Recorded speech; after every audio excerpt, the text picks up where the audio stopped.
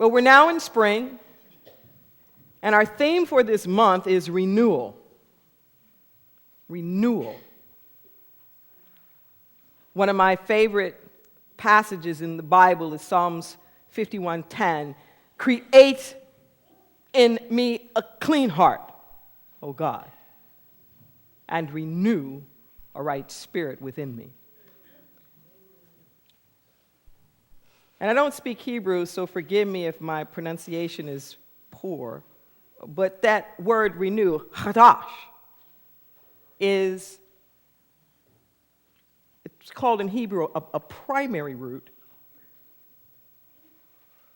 And it, within the language itself, implies the fact that that renewal is continuous, that there's something that's always happening. As I mentioned last week, in Genesis, the way that we have interpreted it in the King James Version, to say that in the beginning, God created, as though the beginning is a point in time that's localized.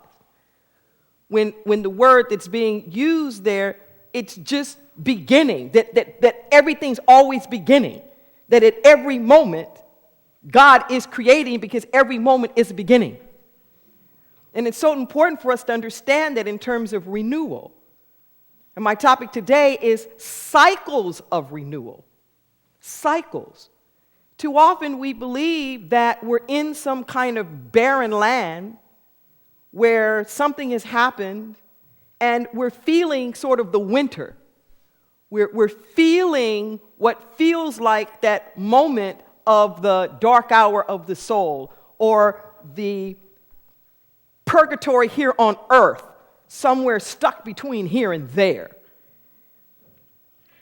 But we forget that the renewal is constantly taking place. Constantly taking place. I was deeply moved last Monday, and we actually played a clip from it. Oprah Winfrey has started a new series now called her Life Classes on her own station. That OWN is Oprah Winfrey Network, and it's her own station. And she's going to have all these master teachers on there. I think tomorrow it's Tony Robbins, and Deepak Chopra will be on there. Well, last Monday, it was Iyanla Vanzant. And I know a lot of people have been asking me, and it's like, yes, I am the Reverend Deborah Johnson that Iyanla mentioned on the show, and using our concepts of feel, deal, and heal. That's out of the sacred yes. And Iyanla's been a big fan of mine for many years. And it became the framing for the whole show. And during this show, it was purported as being the biggest classroom in the world. It probably was, considering the fact that every conceivable multimedia venue that you could possibly think of was happening simultaneously. And she had people take a poll live time. And Oprah asked them, how many people are in pain? She says, not like the ordinary variety kind where you can take a pill and get rid of it, but how many of you feel that you're in some sort of psychological, emotional, spiritual pain because of something that's happened in the past?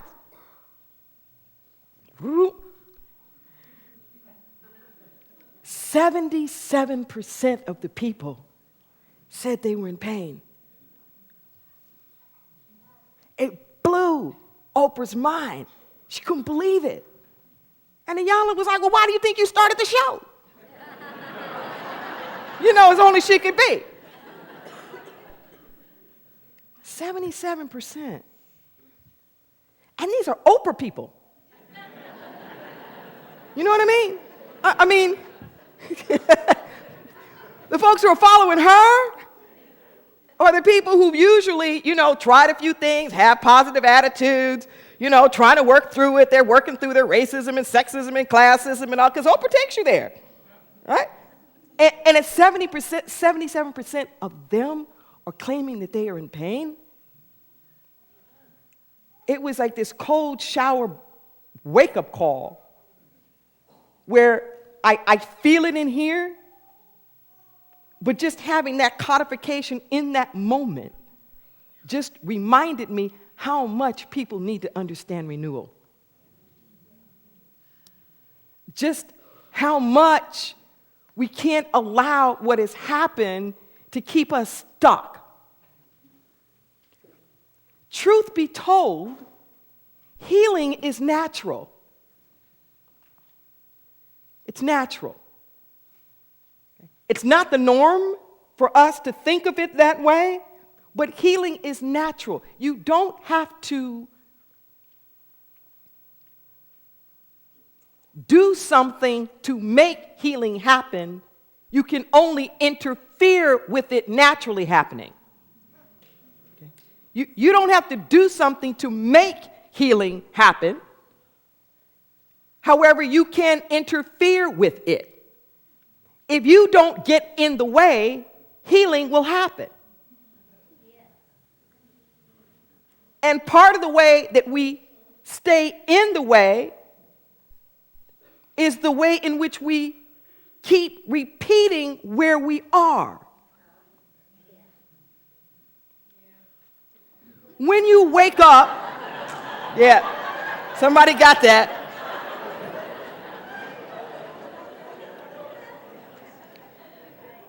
When you wake up in the morning and it feels like something has followed you from the day before. Anybody had that feeling?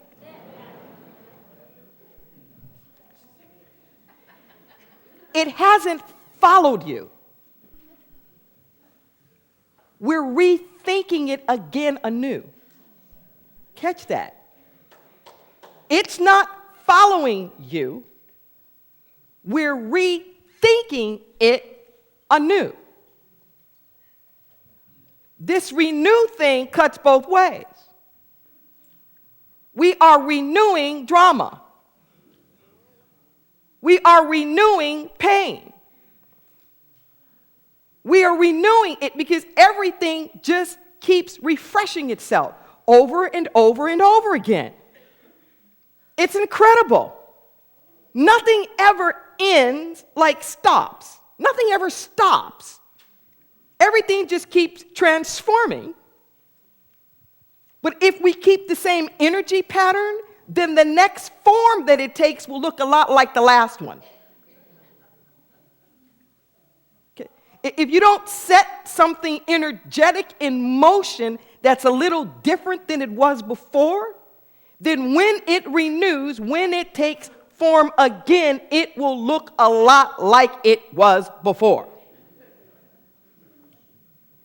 But we have an opportunity at any moment in time to set something new into motion. That moment when you awaken, you have the opportunity to set something new in motion. What many of us do, it reminds me of this story that Reverend Michael said in a conversation we had years ago. And he was explaining this situation that I watch happen, and I have to be careful for it not to happen in me. He was talking about this workshop that he had been doing, and at the end of the workshop, this woman was so elated that she was hugging him and telling him how much she got out of the workshop, and she said, I can't even remember what was bothering me so much when I came in.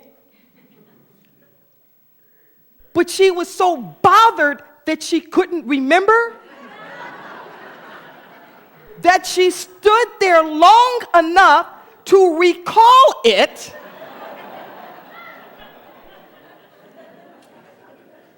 and then said, oh yeah, I remember now.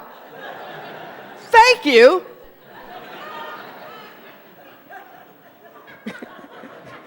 And went on. What's wrong with that picture?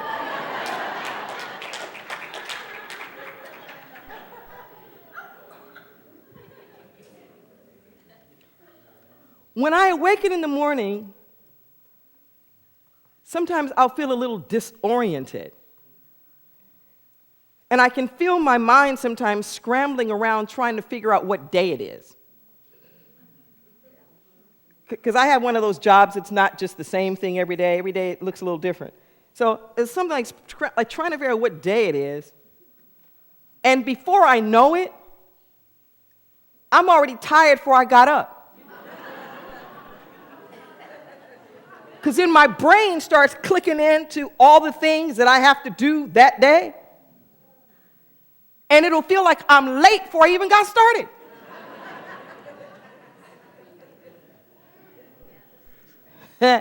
It reminds me of that poster, that poster that says, "So far, God, I haven't been grumpy or irritable or self-indulgent or selfish in any kind of way. I'm really grateful for that.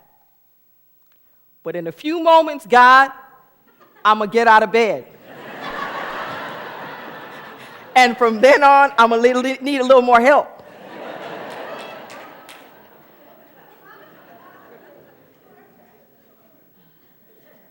I want you to catch that. So in that very moment of awakening, I have to catch myself. I have to catch myself. Because with that trying to locate myself in space and time, I wind up rethinking whatever I was thinking the night before. So as I awaken in the morning, this is a wonderful, wonderful, wonderful opportunity. There is a reason why Jesus was Jewish. There's a reason why they started their Sabbath the night before. Because your mind processes 14 times more at night what you impress upon it the last 45 minutes. Which is why you don't want to go to bed to the news, why you don't want to go to bed arguing or fighting. You want to put something else in there because your mind renews itself at night. That old phrase about, "I need to sleep on it." It's true. Because you're working at different brain waves at that particular point in time. That beta state is that real high activity, but it's not our most powerful state. It can only last so long, and you're going to conk out. But when you get down to the delta rays and the gamma rays, where our brain's a little bit more still, there's actual renewing that's taking place. That's why it's important for us to meditate. You can't rejuvenate yourself in busyness. The renewal is going to take place in a stillness. When we are letting go of the monkey mind that keeps us on a treadmill. And we have to be careful because we're in a society that keeps trying to accelerate us. Faster and faster and more and more and more multitasking against a backdrop of a cosmic event where the frequency actually is faster. So we don't need help. we don't need to engage in more things, quote unquote, like worldly things to push us faster, because there's an energetic push that's happening now, probably through 2015, that already is faster. The wonderful thing about it, though, is that because it's faster, we're healing faster. Because it's faster, we're transforming faster. Because it's faster, there's more opportunity. So when I saw that 77%, it was like, wow, what an opportunity that we have here, because there's a ripeness. There's a ripeness. Part of what happens with the cycles of renewal is that in order for you to renew, you got to come up against where you're stuck. The cycle is a birth-death process. Catch that. It's a birth-death process. In order for something to be born, something has to be released. Even just for you to be physically born, you've got to let go of being in the womb. For the seed to grow, it has to stop being a seed. For the seed that clings to being a seed will never fulfill its great purpose in life. There is something within us that has to crack open to let something out, but that process of cracking open isn't always fun. And it's not always pretty. Like we used to say growing up, everybody wants to go to heaven, but nobody wants to die. Transformation means change. We're praying for transformation, but then we don't want to change. So that way that we get in the way is like putting the foot on the gas and foot on the brake. Where energetically our clinging vibrates as no. Resistance vibrates as no. Fear vibrates as no. Doubt vibrates as no. So in order for us to renew, there's a part of us that just has to be open enough to hang in the not know.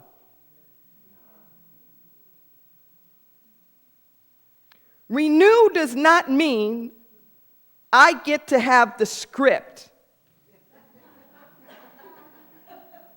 to determine what's next. But there is a next. There always is a next. And it all works together for your good. Newsflash, it's a friendly universe. It's a friendly universe. It's a friendly universe. There's only one God. There are not two gods out there. There's not a God of bad and a God of good. There's only one God. And if you were to even follow the story of quote unquote the devil or Satan, the original story, that Lucifer was an angel in heaven who thought so much of himself that he could make it without God, for which he got cast out of heaven. Catch that. Even Lucifer, even in the story, wasn't created out of some other kind of energy. Lucifer started off in heaven like with everybody else. And when you get so puffed up with yourself that you think you can make it without God, you too will be cast out of heaven and will become intimately familiar with this thing called hell. Right here on this here earth. You don't have to die to be in hell.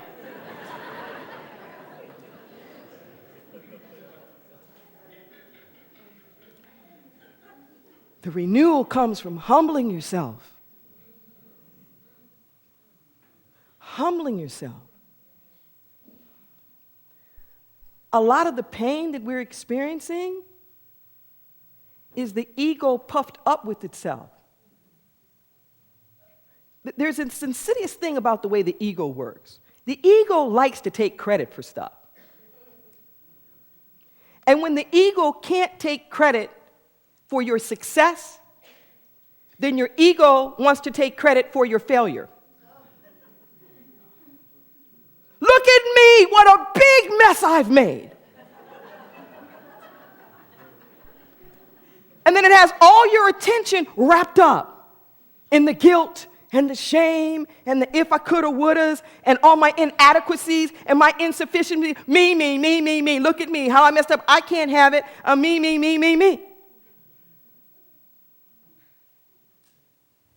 And we can't renew in that. You're not that big.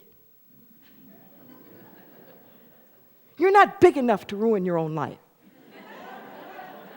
You don't have that kind of power. You don't have enough power to ruin your life. Life is always in session. I was just in the prison a few days ago, on Wednesday. And a lot of our co-facilitators there are lifers.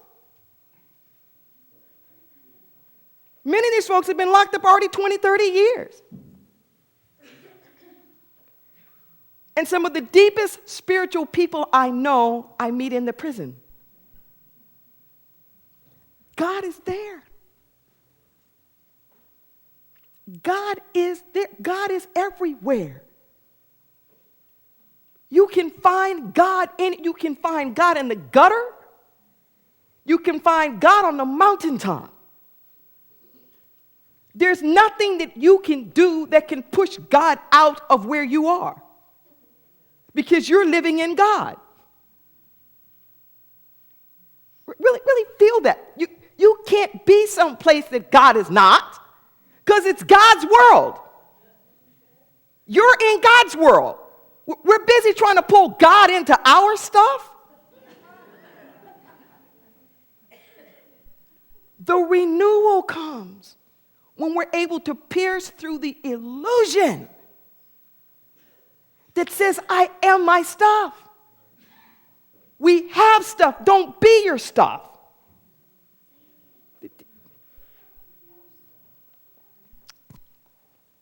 I talk about this from time to time. The English language is it's just not a language of the Spirit. You can have something, but don't be it. Let it pass through you. Let it just be an experience. Be not afraid, it says in Scripture. You can have fear, but don't be fear. Sometimes I use that example in Spanish, where there's two verbs of being in Spanish. There's tener, which would mean to have, and then there's ser, which means like to be. So ser is reserved for the things that don't change. So first person would be like soy. So yo soy una persona. I'm a person. That's not going to change. But you would never use that verb of something that's never going to change to talk about things that change. So like we would say, I am hungry. You'd never say that. In Spanish, it's I have hunger. See, tengo hambre. I have so many years. It's I am 65. I am 15. And then our life gets around that. I am broke. I am sick. I am this. I am that. Do you feel it? So then we become it. We identify with what we have. We make our identification around what we have, instead of making our identification who we are as spiritual beings. You're just a spiritual being moving through a human experience. But we're not our stuff. We are so not our stuff. And it doesn't matter how big, how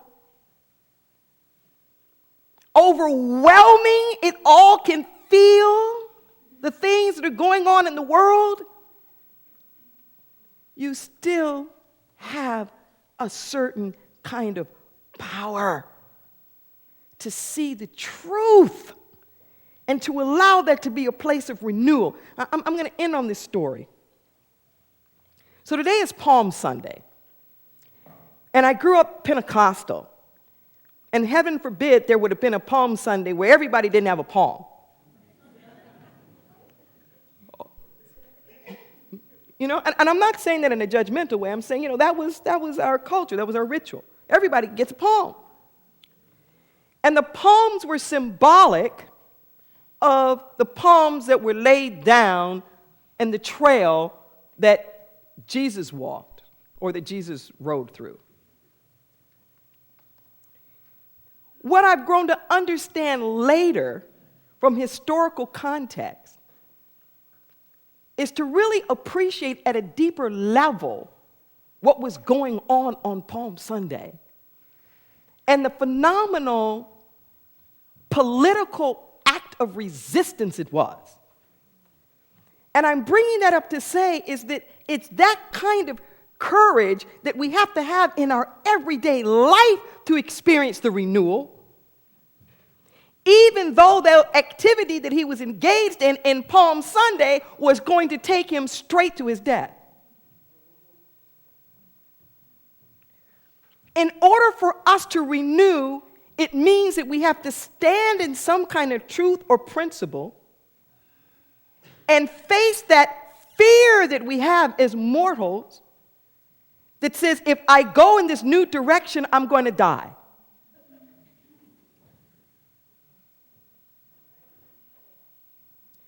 And you will. And that's okay, because you're going to be born again. You can't get the renewal without the death. There's no resurrection without first letting it go. And to the extent that we are afraid of letting it go, then we can't experience the renewal. But the renewal comes in cycles. It's not a one-time event. So little clip notes on this. They were nearing the Passover, the high holy days, which every now and then in the calendar, there's some historical integrity where Good Friday and Passover wind up on the same day. And it happens to be this year on Friday. Very few Christians understand the Last Supper was a Seder. It was a Passover feast. So what would happen is that during this time of the high holy days, the Jews would come in from all over the place into Jerusalem. And there was always the fear on the part of the Romans who occupied the area that there would be an uprising. Because they had all these different kinds of sects. Some of them were zealots, and some of them, wanted to be, kick them out. And like all these different groups, just like at any time in history. So the Roman soldiers would parade through with all of their regalia straight into town through the West Gate. It was their equivalent of shock and awe, to intimidate and let you know we're here. Well, Jesus very strategically, and as had been prophesied, comes in through the East Gate. And from Middle Eastern and Eastern symbolism, the East Gate is the inner gate. So he doesn't come in with a lot of pomp and circumstance. He comes in the East Gate on a donkey. No armor, no anything. And instead of the crowds being intimidated by the Roman soldiers on the West Gate, they're running over to meet Jesus in the East Gate. Now, can you imagine you throw a party to intimidate people and nobody shows up? You have a parade to intimidate, and they're across town, laying down the palms. This is what we have to do in our life.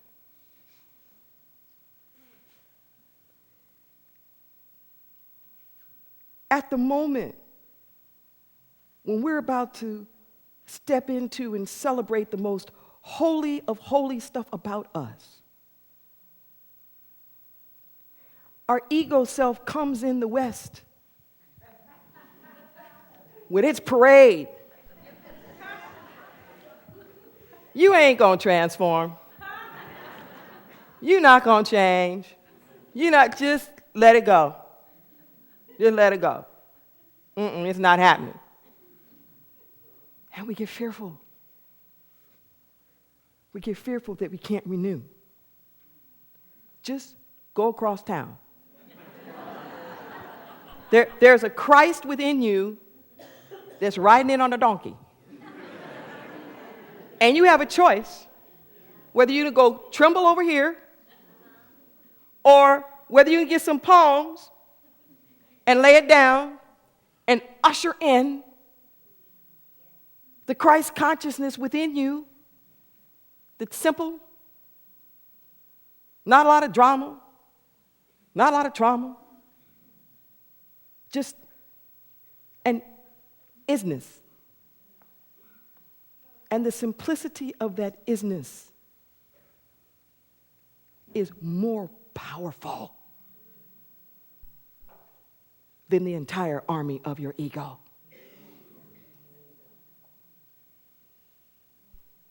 Whom will you serve?